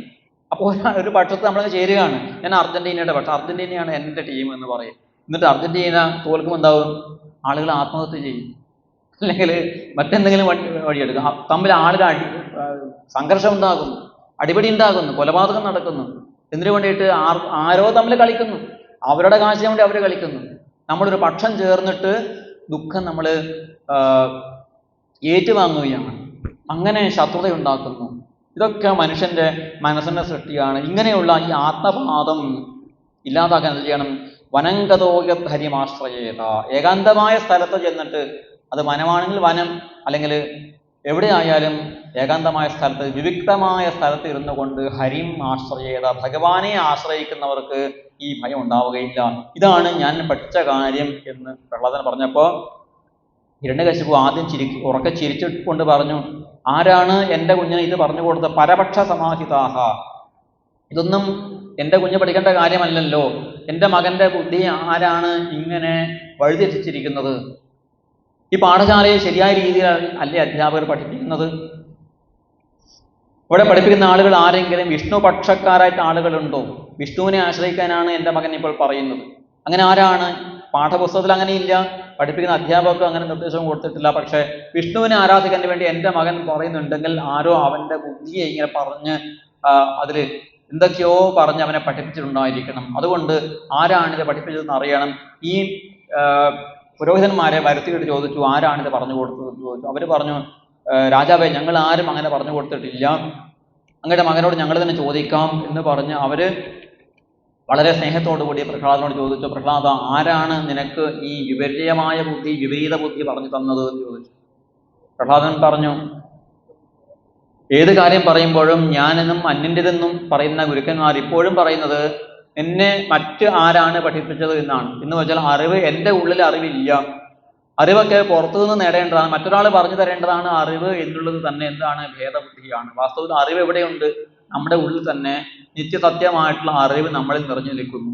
അറിവിന് അജ്ഞാനീനാവതം ജ്ഞാനം തേന മുഖ്യന്ത് ജന്തവ. നമ്മുടെ ഉള്ളിലുള്ള ആ നിത്യമായ ജ്ഞാനത്തെ അജ്ഞാനം കൊണ്ട് മൂടിയിരിക്കുകയാണ്. മനോമാലിന്യങ്ങൾ മൂടിയിരിക്കുന്നത് കൊണ്ടാണ് അറിവ് നമുക്ക് അനുഭവവേദ്യമാകാതിരിക്കുന്നത്. അപ്പോൾ നിങ്ങൾ ഇപ്പോഴും ആ ഭേദബുദ്ധിയോട് കൂടിയിട്ടാണ് ഈ ചോദ്യവും ചോദിച്ചിരിക്കുന്നത്. ഏതായാലും നിങ്ങളുടെ ചോദ്യത്തിന് ഞാൻ ഉത്തരം പറയാം. എനിക്ക് ഭഗവാനോടുണ്ടായ ഈ ഒരു പരമപ്രേമം, ഈ ഒരു ഭക്തി എന്ന് പറയുന്നത് എന്തെങ്കിലും കാരണങ്ങൾ ഉണ്ടായതല്ല. യഥാ ഭ്രാമിത്യയോ ബ്രഹ്മൻ സ്വയം ആകർഷ സന്നിധോ. ഗുരുനാഥന്മാര് പഠിപ്പിച്ചു തന്നിട്ടില്ലേ, ഒരു അയസ്കാന്തം വെച്ചിട്ട് ആ കാന്തത്തിനടുത്ത് കുറെ ഇരുമ്പ് പൊടികൾ വെച്ചാൽ ഇരുമ്പ് പൊടികൾ കാന്തത്തിലേക്ക് ആകർഷിക്കപ്പെടുമെന്ന് ശാസ്ത്രം പഠിപ്പിക്കാൻ പറഞ്ഞിട്ടില്ലേ? എന്തുകൊണ്ടാണ് അങ്ങനെ ആകർഷിക്കുന്നത്? അതാ ഇരുമ്പ് പൊടിയുടെ സ്വഭാവമാണ്, അതാ കാന്തത്തിന്റെ സ്വഭാവമാണ്. അതുപോലെ എൻ്റെ ജീവാത്മാവിന്റെ സ്വഭാവം എന്താണ്? അത് അതിൻ്റെ ഉറവിടസ്ഥാനമായ പ്രഭവ കേന്ദ്രമായ പരമാത്മാവിനോട് ചേരാൻ ആഗ്രഹിച്ചുകൊണ്ടേയിരിക്കും. എല്ലാ ജീവനും ആഗ്രഹിക്കുന്നത് അത് തന്നെയാണ്. അതാണ് ഇതൊരു നൈസർഗികമായിട്ട് ലഭിക്കുന്ന ഒരു ജീവന്റെ ഒരു പ്രേരണയാണ്. അത് ചില ആളുകളിൽ വളരെ ശക്തമായിട്ട് അതിനുള്ള പ്രേരണയുണ്ടാകും. ചില ആളുകൾ അത് വളരെ കാലത്തെ ഒരുപാട് ജന്മങ്ങളെ കൊണ്ടാണ് അത് നേടിയെടുക്കാൻ സാധിക്കുക എന്നേ ഉള്ളൂ. ഇതാണ് ഭഗവാനോടുള്ള എൻ്റെ ഈ പരമഭക്തിയുടെ കാരണം എന്ന് പറഞ്ഞു. പക്ഷെ ഈ ഗുരുക്കന്മാർക്ക് അത് അംഗീകരിക്കാൻ സാധിക്കില്ല. അവര് ക്രുദ്ധരായിട്ട് ആനിയതാമരേ വേത്രം അസ്മാകം അയശസ്കരഹ, ഇവൻ നമ്മുടെ പാഠശാലയെ പറയിപ്പിക്കും, നമുക്കിവൻ പേരുദോഷം ഉണ്ടാക്കും, അതുകൊണ്ട് ഇവനെ തിരുത്തണമെങ്കിൽ പറഞ്ഞു കൊടുത്തിട്ട് കാര്യമില്ല. ആ വേത്രം ആനീയതാം, ചൂരൽ കൊണ്ടുവരൂ, ചൂരൽ കഷായം കൊണ്ട് മാത്രമേ ഇവൻ ശരിപ്പെടുകയുള്ളൂ എന്ന് പറഞ്ഞ് വടിയൊക്കെ കയ്യിലെടുത്തുകൊണ്ട് ഭീഷണിപ്പെടുത്തുകയും തർജനവും താടനവും ഒക്കെ ചെയ്തിട്ടും പ്രഹ്ലാദന്റെ മനോഭാവത്തിൽ മാറ്റം വരുന്നില്ല. ഒടുവിൽ വീണ്ടും വീണ്ടും പ്രഹ്ലാദനോട് സ്നേഹപൂർവ്വം പറഞ്ഞു, ഇനി അച്ഛനടുത്ത് പോയിട്ട് ഇങ്ങനെ പറയാൻ പാടില്ല, നീ മനസ്സിൽ എന്ത് വേണമെങ്കിൽ വിശ്വസിച്ചോളൂ, പക്ഷെ അച്ഛനടുത്ത് പോയിട്ട് നമ്മുടെ പാഠശാലയെ പറയിപ്പിക്കുന്ന രീതിയിൽ എന്ന് പറയരുത്. പ്രഹ്ലാദൻ പറഞ്ഞു, ശരി ഗുരുനാഥൻ വരെ ഇനി അങ്ങനെ പറയില്ല എന്ന് വാക്ക് കൊടുത്തുകൊണ്ടായിരിക്കണം. പിന്നീട് പ്രഹ്ലാദൻ അച്ഛനടുത്ത് ചെന്ന് ഹിരണ്യകശിപു ഇതേ കാര്യം ചോദിച്ചു, നീ പഠിച്ച നല്ല കാര്യം പറയൂ മോനെ, അന്ന് പറഞ്ഞതൊന്നുമല്ല, നല്ല കാര്യം എന്താണ് നീ പഠിച്ചത് എന്ന് പറയൂ. അപ്പോൾ പ്രഹ്ലാദൻ പറഞ്ഞു, അച്ഛാ ഞാൻ ഇനി നല്ല കാര്യം അന്ന് പറഞ്ഞത് പറയാൻ പാടില്ല എന്ന് പറഞ്ഞിട്ടുണ്ടല്ലോ, അതുകൊണ്ട് ഞാൻ വേറൊരു കാര്യം പറയാം. ശ്രവണം കീർത്തനം വിഷ്ണോഹോ സ്മരണം പാദസേവനം അർച്ചനം വന്ദനം ദാസ്യം സഖ്യം ആത്മനിവേദനം. ഈ 9 വഴികളിലൂടെ ശ്രവണം കൊണ്ടും കീർത്തനം കൊണ്ടും സ്മരണം കൊണ്ടും ഒക്കെ ഭഗവാനെ ഭജിക്കാം. ശ്രീ വിഷ്ണോ ശ്രവണേ പരീക്ഷിതാഭവൽ വൈയാസകി കീർത്തനെ എന്ന് മറ്റ് പുരാണങ്ങളിൽ അങ്ങനെ ഒരു പ്രമാണവാക്യമുണ്ട്. ശ്രവണം കൊണ്ട് മോക്ഷം പ്രാപിച്ച ആളാണ് പരീക്ഷിത് രാജാവ്, കീർത്തനം കൊണ്ട് മോക്ഷം പ്രാപിച്ച ആളാണ് വ്യാസപുത്രനായ ശ്രീശുകൻ. പ്രഹ്ലാദ സ്മരണേ, പ്രഹ്ലാദനാണ് ഭഗവാന്റെ സ്മരണ എന്ന ഭക്തിയെ അനുഷ്ഠിച്ച ഭക്തൻ. തദംഘ്രി ഭജനേ ലക്ഷ്മീഹി, അർച്ചനം എന്ന് പറയുന്ന ആ ഭക്തി അനുഷ്ഠിച്ചതാരാണ്? സാക്ഷാൽ ലക്ഷ്മി ദേവിയാണ്. പൃഥു പൂജനെ, പൂജനം ചെയ്തതാരാണ്? പൃഥു മഹാരാജാവാണ്. പാദസേവനമാണ് ലക്ഷ്മി ചെയ്തത്. അംഘ്രി ഭജനം പൃഥു മഹാരാജാവ് എന്ത് ചെയ്തു? അർച്ചനം എന്ന് പറയുന്ന ഭക്തിയെ അദ്ദേഹം അനുഷ്ഠിച്ചു. അക്രൂര സ്വഭിവന്ദനെ, അക്രൂരൻ എന്ന് പറയുന്ന യാദവനാണ് വന്ദനം എന്ന ആ ഭക്തി അനുഷ്ഠിച്ചുകൊണ്ട് ഭഗവാനെ പ്രാപിച്ചത്. കവിപതിർ ദാസ്യേഥ സഖ്യ അർജുനഃ, ഹനുമാൻ സ്വാമിയാണ് ദാസ്യഭക്തിയുടെ മകുടോദാഹരണം. സഖ്യഭക്തിയുടെ ദൃഷ്ടാന്തം ആരാണ്? സാക്ഷാൽ അർജുന മഹാശയനാണ്. സർവസ്വാത്മനിവേദനേ ബലിരഭൂത് കൃഷ്ണാപ്തിരേഷാം ധ്രുവം എന്ന ആത്മനിവേദനം എന്ന് പറയുന്ന ഭക്തിയെ അനുഷ്ഠിച്ചതാരാണ്? സാക്ഷാൽ മഹാബലി രാജാവാണ്. ഇങ്ങനെ ഈ നവധാ ഭക്തികളിൽ ഏതെങ്കിലും ഒരു മാർഗത്തെ തീവ്രമായി അനുഷ്ഠിച്ചുകൊണ്ട് കൃഷ്ണാപ്തിരേഷാം ധ്രുവം, ശ്രീകൃഷ്ണനെ പ്രാപിക്കാൻ സാധിക്കും എന്നുള്ള ഭക്തിയുടെ ഒരു അടിസ്ഥാന സിദ്ധാന്തം പ്രഹ്ലാദൻ അവിടെ അവതരിപ്പിച്ചു. ഹിരണ്യകശിപുവിന് ഇത് സഹിക്കാൻ സാധിക്കില്ലല്ലോ, അദ്ദേഹം പ്രതീക്ഷിച്ചതൊന്നും അല്ലല്ലോ. അതുകൊണ്ട് മകനെ തൻ്റെ മടിയിൽ നിന്ന് തള്ളി താഴെയിട്ടു, വീണ്ടും വീണ്ടും ശകാരം ചെയ്തു. പ്രഹ്ലാദനോട് ചോദിച്ചു, നിനക്ക് എവിടെ നിന്നാണ് ഗുരുക്കന്മാരെല്ലാം നിനക്കിത് പറഞ്ഞു തന്നത്, പിന്നെ എങ്ങനെയാണ് നിനക്ക് ഈ അസതീമതി, നിനക്ക് ഈ ദുഷ്ടബുദ്ധി എവിടെ നിന്നാണ് ഉണ്ടായത് മോനെ എന്ന് ചോദിച്ചു. പ്രഹ്ലാദൻ പറഞ്ഞു, അച്ഛാ മതിർന്ന കൃഷ്ണയെ പരതസ്വതവാമിഥോപപദ്യേത ഗൃഹപ്രധാനാം. ശ്രീകൃഷ്ണ ഭഗവാനിൽ ഉണ്ടാകുന്ന ഈ അടിയുറച്ച ഭക്തി സാധാരണ രീതിയിൽ നമ്മുടെ ഈ ഗൃഹപ്രധാനം ഗാർഹിക ജീവിതം നയിച്ചുകൊണ്ട് സുഖജീവിതത്തിന് വേണ്ടി ആഗ്രഹിക്കുന്ന ആളുകൾക്ക്, ഇന്ദ്രിയങ്ങളെ ജയിക്കാത്ത ആളുകൾക്ക് ഭഗവാനിൽ ഈ ഒരു അചഞ്ചലമായ ഭക്തി ഉണ്ടാവുകയില്ല. ഇന്ദ്രിയങ്ങളെ നിഗ്രഹിക്കുന്ന ആളുകൾക്ക് ഭഗവാന്റെ ഈ ഭഗവാനെ കുറിച്ചുള്ള ഈ സത്യം നമ്മുടെ ഹൃദയത്തിൽ സ്വാഭാവികമായിട്ടും ഉണർന്നു വരിക തന്നെ ചെയ്യും. അല്ലാത്തവർ ഒരേ സുഖത്തെ തന്നെ വീണ്ടും വീണ്ടും അനുഭവിക്കാൻ വേണ്ടിയിട്ടാണ് ആളുകൾ നടക്കുന്നത്. പുനഃചർവിത ചർവണാന. മഹാബലിയുടെ പൗത്രനായ പ്രഹ്ലാദന്റെ പൗത്രനായ മഹാബലിയും ഇങ്ങനെ ഒരു ചോദ്യം ചോദിക്കുന്ന ഒരു യോഗവാസിഷ്ടത്തിൽ തന്റെ അച്ഛനായ വിരോചനോട് ചോദിക്കും, അച്ഛാ, ഈ സുഖം എന്ന് പറയുന്നത് ചർവിത ചർവണമാണ്. ഒരേ ചോറ് തന്നെയാണ് നിത്യം ഉണ്ണുന്നത്, ഒരേ പായസമാണ് എന്നും കുടിക്കുന്നത്, ഒരേ പട്ടുമെത്തയിലാണ് ദിവസവും കിടന്നുറങ്ങുന്നത്, ഒരേ കൊട്ടാരത്താണ് കഴിയുന്നത്, ഒരേ പത്നിയാണ് എന്നും പുണർന്നുകൊണ്ടിരിക്കുന്നത്, ഒരേ സുഖഭോഗ സാമഗ്രികളാണ്, മനുഷ്യനൊരു മടുപ്പും ഉണ്ടാകുന്നില്ല. അപ്പൊ ഇതെന്തുകൊണ്ടാണ് ഇങ്ങനെ ഈ ഒരേ വസ്തുവിന്റെ നിരന്തരമായ ആവർത്തനം ചെയ്തിട്ട് മനുഷ്യന് അതിലൊരു ലജ്ജയും ഉണ്ടാകുന്നില്ല, അതിനോട് വിരക്തി ഉണ്ടാകുന്നില്ല. ഇത് തന്നെ വേണം, ചായ തന്നെ കൃത്യസമയത്ത് ചായ തന്നെ കിട്ടണം, അത് മാറിപ്പോയാൽ ദേഷ്യം വരും. ഇങ്ങനെയുള്ള ഒരു സുഖ സാമഗ്രികളോട് ഈ രീതിയിലുള്ള ഒരു മമത എന്തുകൊണ്ടാണ് ഉണ്ടാകുന്നത്, അതിന്റെ രഹസ്യം എന്താണ് എന്ന് മഹാബലി അച്ഛനായ വിരോചനോട് ചോദിക്കും. അപ്പൊ വിരോചനൻ പറയും, മോനെ, അതൊരു ഞാനൊരു രാജാവിന്റെയും മന്ത്രിയുടെയും കഥ നിനക്ക് പറഞ്ഞു തരാം. നീ ലോകം മുഴുവൻ കീഴടക്കിയ, പക്ഷെ ഒരു രാജാവിനെ കീഴടക്കിയിട്ടില്ല. ആരാണത്? ആ രാജാവ് പ്രവർത്തിക്കാത്ത നിശ്ചലമായിട്ട് തന്റെ സിംഹാസനത്തിൽ അടങ്ങിയിരിപ്പാണ്. മന്ത്രിയാണ്, നല്ല കഴിവുള്ള ഒരാൾ, മഹാശക്തനാണ് ആ മന്ത്രി. അയാൾ എന്ത് ചെയ്യും? മറ്റ് സാമ്രാജ്യ വിസ്താരം ചെയ്യും, നികുതി പിരിച്ചെടുക്കും, യുദ്ധം ചെയ്യാൻ വേണ്ടിയിട്ട് നേതൃത്വം കൊടുക്കും, രാജകൊട്ടാരത്ത് അകത്തുള്ള കാര്യങ്ങൾ ചെയ്യും, രാജാവിന്റെ കാര്യങ്ങൾ ശ്രദ്ധിക്കും. ലോകത്തിലെ എല്ലായിടത്തും പാഞ്ഞു നടന്ന് ഈ രാജാവിന്റെ കാര്യങ്ങളൊക്കെ ചെയ്യുന്ന സമർത്ഥനായ ഒരു മന്ത്രി അദ്ദേഹത്തിനുണ്ട്. നീ ആ മന്ത്രിയെ കീഴടക്കിയാൽ ആ സാമ്രാജ്യം നിനക്ക് കൈവരും. മഹാബലി ചോദിച്ചു, ഇതാരാണ്? ആ ഒരു മന്ത്രി ആരാണ്? ആ സാമ്രാജ്യം ഏതാണ്? വിരോചനം പറയും, മോനെ, നിന്റെ മനസ്സാണ് ആ മന്ത്രി. രാജാവ് എന്ന് പറയുന്നത് നമ്മുടെ ആത്മാവ് നിശ്ചലമായിട്ടിരിക്കുകയോ ചെയ്യുള്ളൂ. ആത്മാവ് സാക്ഷിയായിട്ടിരിക്കും. പക്ഷെ ആ ആത്മാവാകുന്ന രാജാവിന്റെ മന്ത്രിയായിട്ടുള്ള മനസ്സുണ്ടല്ലോ, അവൻ മഹാസമർത്ഥന, അവനെ കീഴടക്കാൻ സാധ്യമല്ല. ആ മനസ്സിനെ കീഴടക്കിയാൽ ഈ രാജാവിന്റെ അഖണ്ഡ സാമ്രാജ്യത്തിന്റെ അധിപനായിട്ട് നമ്മൾ മാറും, സ്വയം നമ്മൾ മഹാരാജായിട്ട് മാറും. അങ്ങനെയാണ് ഈ സന്യാസിമാർക്ക് മഹാരാജ് എന്ന് പേരിടുന്നത്, അവനവന്റെ മനസ്സിനെ ജയിച്ചത് കൊണ്ടാണ്. അപ്പൊ അങ്ങനെ ജയിക്കാൻ പറ്റാത്ത ആളുകള് ഈ ചർവണങ്ങളായിരിക്കുന്ന സുഖത്തെ ആവർത്തിച്ച് ഒരേ സദ്യ തന്നെ എന്നും കൊണ്ടുകൊണ്ടേ ഇരുന്നിട്ടും മടുക്കാതെ ഇത് കൊണ്ടു നടക്കുന്നത് വാസ്തവത്തിൽ എത്ര വലിയ അബദ്ധമാണ്, എത്ര വലിയ മൗഢ്യമാണ് നമ്മൾ ചെയ്യുന്നത്. അതുകൊണ്ട് ഈ സുഖഭോഗങ്ങളോടുള്ള ആസക്തി വിട്ട് നിത്യനൂതനമായി അനുഭവപ്പെടുന്ന ഒരു വസ്തുവാണ് ഭഗവാൻ. ആ ഭഗവാന്റെ നിത്യനൂതനത്വത്തെ നമ്മൾ ആസ്വദിക്കുകയാണെങ്കിൽ അതാണ് ഒരിക്കലും അവസാനിക്കാത്ത ആനന്ദം എന്ന് നമ്മൾ മനസ്സിലാക്കുന്നില്ല. ആ ഭഗവാനാണ് നമ്മുടെ സ്വാർത്ഥഗതിം ഹി വിഷ്ണും നതേ വിദുഹു. നമ്മളൊക്കെ സ്വാർത്ഥ ചിന്തയാണ് എന്ന് പറയും, പക്ഷേ പ്രഹ്ലാദൻ പറയുന്നു സ്വാർത്ഥ ചിന്തയാണ് വേണ്ടത്. പക്ഷേ സ്വസ്യ അർത്ഥം, സ്വന്തം സുഖ വസ്തു എന്താണ് എന്ന് നമുക്കറിയില്ല. വാസ്തവത്തിൽ സ്വാർത്ഥം എന്ന് പറയുന്നത് വിഷ്ണുവാണ്, ഭഗവാനാണ് നമ്മുടെ സ്വന്തം അർത്ഥം. നമുക്ക് നിത്യമായ സുഖം നൽകുന്ന വസ്തുവാണ് നമ്മുടെ സ്വാർത്ഥം. അപ്പോൾ നമുക്ക് സ്വാർത്ഥതയും അറിയില്ല. നമ്മൾ ചെയ്യുന്നത് എന്താണ്? ഇന്ന വസ്തുവിലാണ് എൻ്റെ സുഖം എന്ന് സങ്കല്പിച്ച് അതിനെ നേടാൻ വേണ്ടിയിട്ട് തത്രപ്പെടുകയാണ് ചെയ്യുന്നത് എന്നാണ്. അതിനു വേണ്ടിയിട്ട് നമ്മൾ മറ്റുള്ളവരെ അനുകരിക്കും. മറ്റുള്ളവർ നമുക്ക് മാർഗം കാണിച്ചു തരും. ആരാണ് കാണിച്ചു തരുന്ന ആളുകൾ? കാണിച്ചു തരുന്ന ആളുകൾ ഒരു അന്ധനെ മറ്റൊരു അന്ധൻ നയിക്കുന്നത് പോലെയാണ്. ഒരു കുരുടൻ മറ്റൊരു കുരുടനോട് പറയും, ഞാൻ നിനക്ക് വഴി കാണിച്ചു തരാം, വരൂ എന്ന് പറഞ്ഞ് കൈ പിടിച്ച് കൊണ്ടുപോയി രണ്ടുപേരും കുഴിയിൽ വീഴുന്നത് പോലെ. കബീർദാസ് അങ്ങനെ ഒരു പദ്യം പറയുന്നുണ്ട്. ജാക്കേ ഗുരു അന്ധല ചേലാപട നിരന്ത് അന്ധാ ഠേലിയാ ദോനം പൂവ് പടന്ത്. ആരുടെ ഗുരുവാണോ അന്ധനായിരിക്കുന്നത്, ശിഷ്യൻ മഹാ അന്ധനായിരിക്കും. എന്നിട്ട് ഈ അന്ധനായ ഗുരു അന്ധനായ ശിഷ്യനെ കൈപിടിച്ച് കൊണ്ടുപോയി രണ്ടുപേരും കിണറ്റിൽ വീഴും. ഇതുപോലെയാണ് ഈ ലൗകിക ജീവിതത്തിൽ സംഭവിക്കുന്നത്. ഇവരൊക്കെ നമുക്ക് വഴി കാണിച്ചു തരുന്ന ഒരു മാർഗദർശകന്മാര്, ബന്ധുക്കൾ എന്ന് പറയുന്നത് വാസ്തവത്തിൽ ചെയ്യുന്നത് എന്താണ്? നമ്മളെ കൂടുതൽ ദുഃഖങ്ങളിലേക്ക് തള്ളിവിടുകയാണ് ചെയ്യുന്നത്. അതുകൊണ്ട് നമ്മുടെ പരമാനന്ദത്തിന്റെ വസ്തു എന്താണ്? സാക്ഷാൽ ഭഗവാൻ തന്നെയാണ് എന്ന് മനസ്സിലാക്കണം എന്ന് പറഞ്ഞു. നിഷ്കിഞ്ചനാനാം നവനീതയാവത്.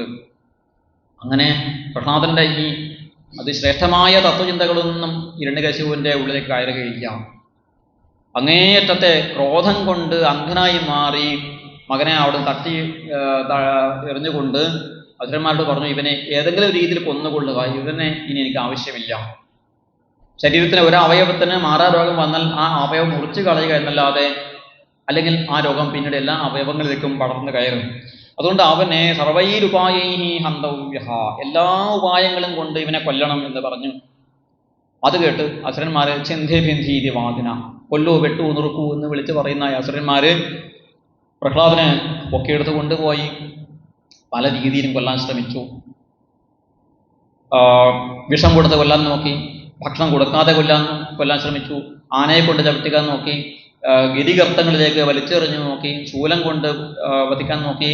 എല്ലാ തരത്തിലുള്ള കൊല്ലാനുള്ള ശ്രമങ്ങളും പരാജയപ്പെട്ടു. എങ്ങനെയാണ് പരാജയപ്പെട്ടതെന്ന് പറയുന്നില്ല. ഏതായാലും ഭഗവാന്റെ അനുഗ്രഹം കൊണ്ട് പ്രഹ്ലാദന് ഒരു അപകടവും സംഭവിക്കാതെ വീണ്ടും വീണ്ടും അവൻ ഈ വധശ്രമങ്ങളെ അതിജീവിച്ച് വരുന്നതായിട്ട് കണ്ടപ്പോൾ ഹിരണ്യകശിപുവിന്റെ ഉള്ളിൽ ഭയം വർദ്ധിച്ചു വന്നു. ഇനി ഒരുപക്ഷെ ഇവനെ കൊണ്ടാകുമോ, ഇവൻ കാരണമാകുമോ എനിക്ക് മരണം സംഭവിക്കുക എന്നുള്ള ഭയം ഉണ്ടാവുകയും ഇനി അവനെ കൊല്ലാൻ ശ്രമിക്കേണ്ടതില്ല, അവൻ ഈ കാര്യം മറ്റിടങ്ങളിൽ ചെന്ന് പറയാതിരിക്കാൻ വേണ്ടിയിട്ട് പാഠശാലയിൽ തന്നെ അവനെ ഒരു ഇടത്ത് ബന്ധിച്ച് നിർത്തുകയാണ് വേണ്ടത് എന്ന് ചിന്തിച്ച് ഷണ്ടാമർക്കന്മാരോട് പറഞ്ഞു, ഇവൻ പാഠശാലയ്ക്ക് പുറത്തു പോകാൻ പാടില്ല. ഇവൻ പറയുന്നത് മറ്റുള്ളവരെ കൂടി വിശ്വസിക്കാൻ തുടങ്ങിയാൽ എല്ലാവരും ഇവന്റെ ആളുകളായിട്ട് മാറും.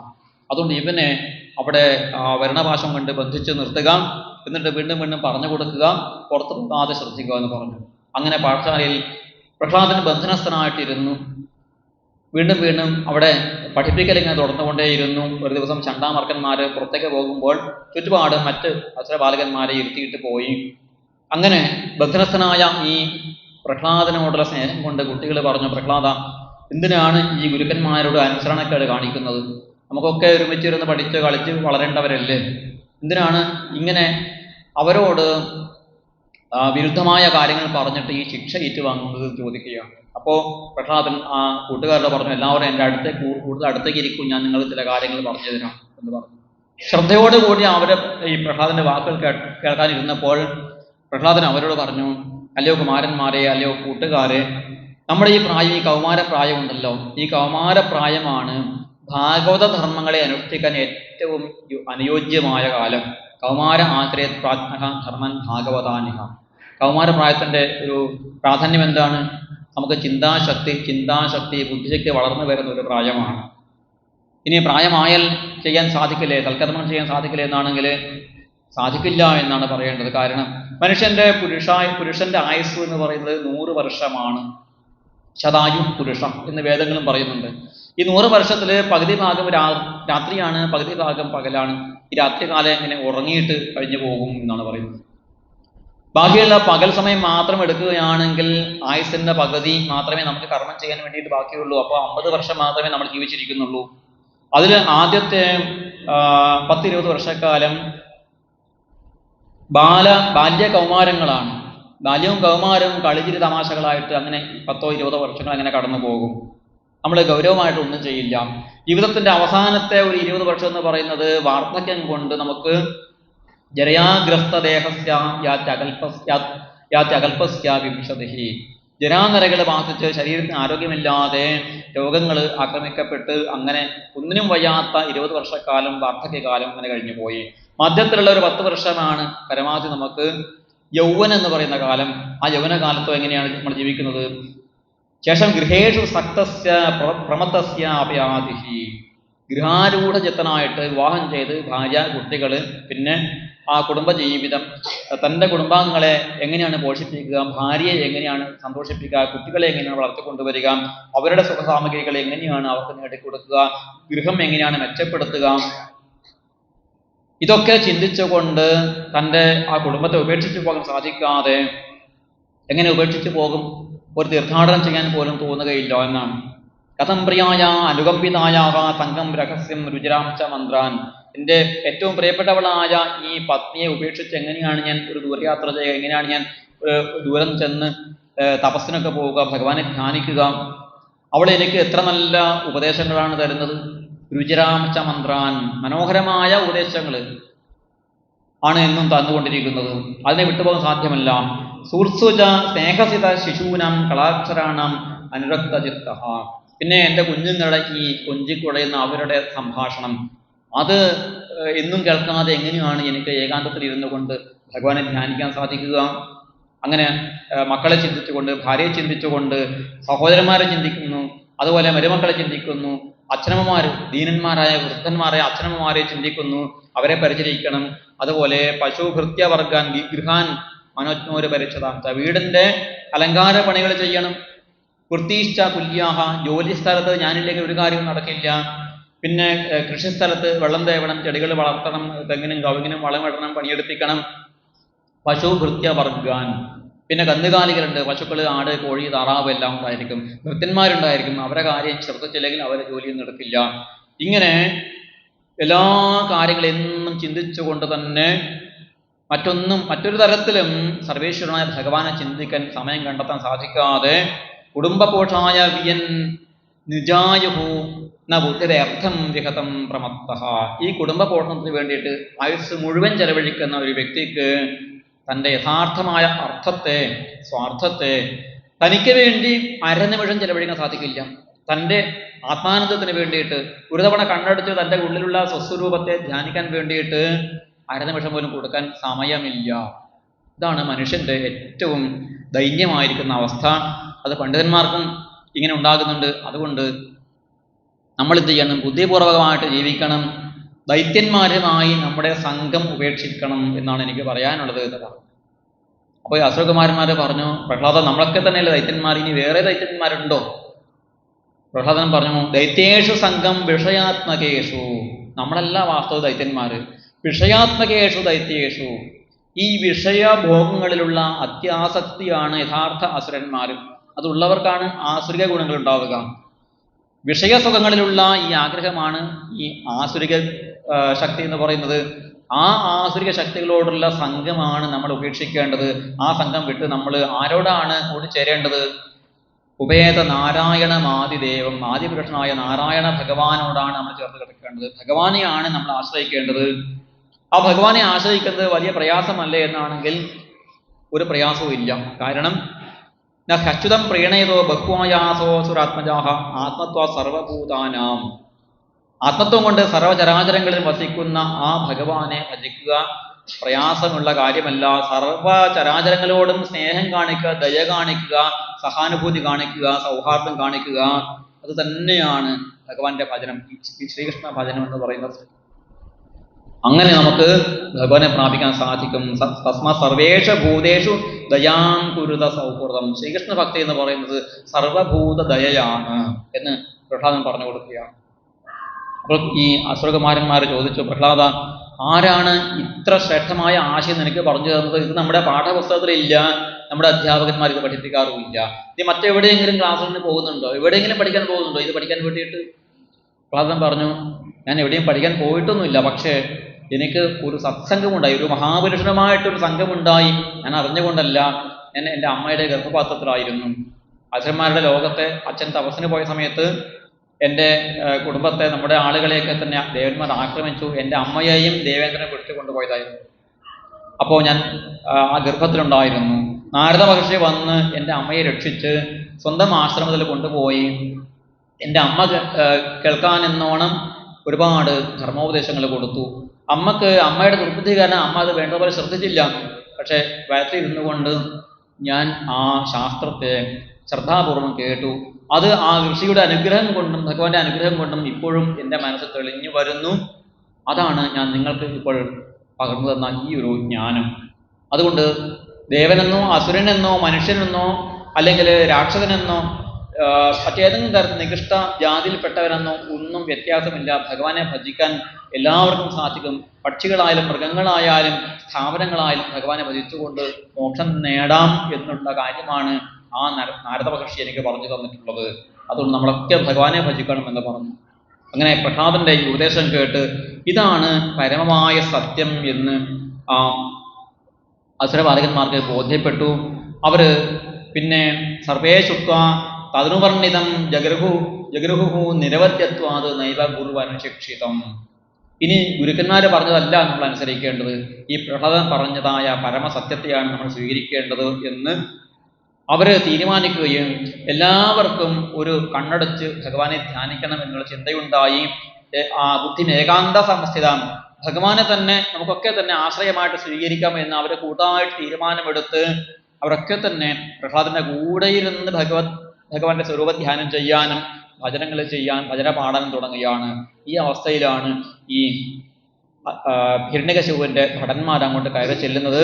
എല്ലാവരും പ്രഹ്ലാദന്റെ ശിഷ്യന്മാരായിട്ട് മാറിയിരിക്കുന്നു എന്ന് കണ്ടിട്ട് അവര് ഭയത്തോടുകൂടി ഓടിച്ചെന്ന് രാജാവിനോട് കാര്യം പറഞ്ഞു. വിവരങ്ങൾ അറിഞ്ഞ് ഹിരണ്യകശിപു ആ പാഠശാലയിലേക്ക് ക്രുദ്ധനായിട്ട് ഓടി വരുന്നു. എന്നിട്ട് പരുഷമായ വാക്കുകളെ കൊണ്ട് ആ പ്രഹ്ലാദനെ പല രീതിയിലും ഭീഷണിപ്പെടുത്തുന്നു.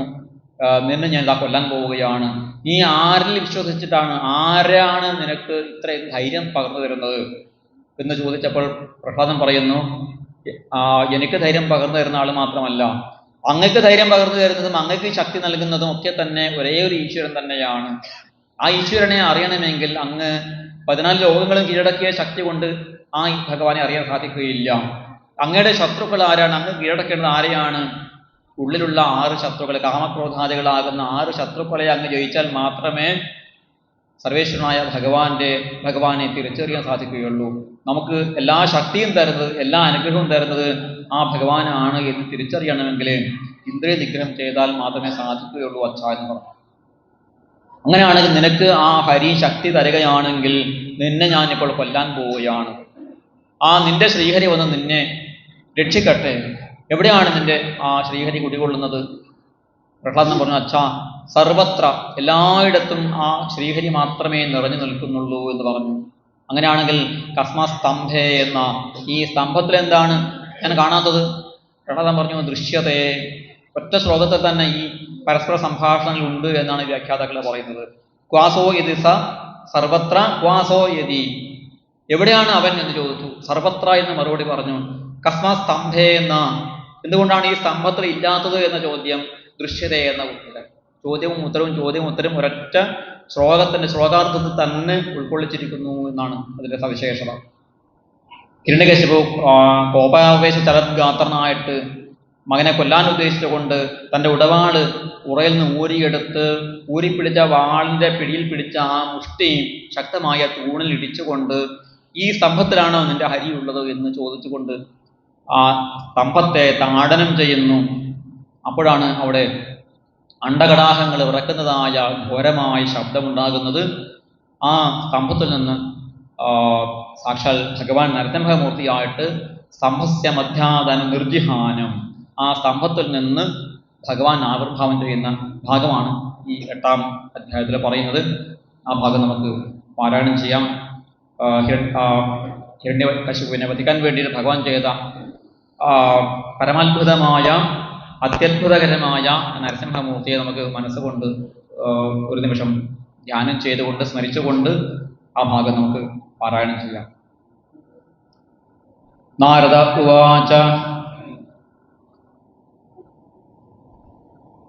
ഉവാച അത ദൈത്യസുതാ സർവേ ശ്രുത്വാ തദനുവർണ്ണിതം ജഗൃഹുർനിരവധ്യത്വാം നൈവ കുർവര ശിക്ഷിതം അഥാചാരസതസ്തേഷാം ബുദ്ധിമേകാന്ത സംസ്ഥിതാം ആലക്ഷ്യ ഭീതത്വരതോ രാജ്ഞാവേദേത്യതാം ശ്രുത്വാ തദപ്രിയം ദൈത്യോ ദുസ്സഹം തനയാനയം കോപാവേശതരദ്ഗാത്രപുത്രം ഭക്തും മനോദധേ ക്ഷിപ്ത്വാ പരുഷയാ വാച പ്രഹ്ലാദമതദർഹണം ആഹേക്ഷമാണഃ പാവേന തിരശ്ചീനേന ചക്ഷുഷാ പ്രസ്ത്രയാവൃതം താന്തം ബദ്ധാഞ്ജലിമവസ്ഥിതം സർപ്പപദാഹത ഇവ ശ്വസൻ പ്രഗതിദാരുണം.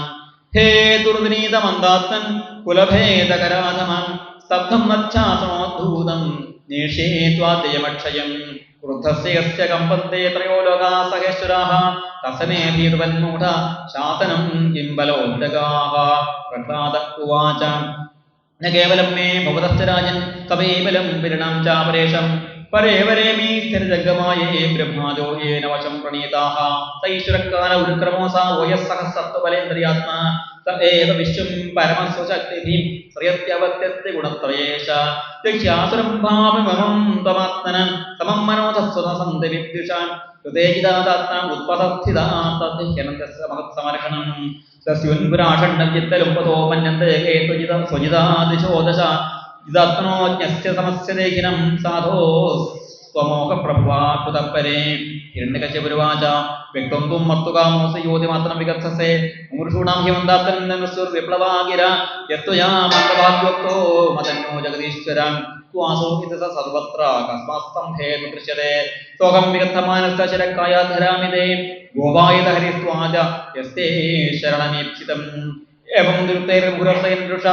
सुतं महाभागवतं महासुर खड्गं प्रगर्ह्योत्पतितो वरासनात् स्तम्भं ददाडादिबलस्वमुष्टिना तदैव तस्मिन् निरदोति भीषणो बभूवैनाण्डकटाकमस्फुटल् यं वै स्वधिष्ण्योपगतं त्वजादय श्रुत्वा सुतामाप्यङ्गमेनिरे तविक्रमन् पुत्रवधेक्षुरोजसा निशम्य गृह्रादमपूर्वमद्भुतं मन्दस्तभायां तदर्शतल्पदं वितत्र सूर्येण सुरारियूथपा सत्यं विधातुं च प्रत्यभाषितं व्याप्तिं च भूतेषु अखिलेषु चात्मन अदृश्यतात्यद्भुतं समुद्वहं स्तम्भेन भायां नमामितं सर्वस्तमोविन्दनामसंकीर्तनं गोविन्द गोविन्द नारायण हरि नारायण हरि नारायण हरि नारायण नारायण हरि नारायण हरि नारायण हरि नारायण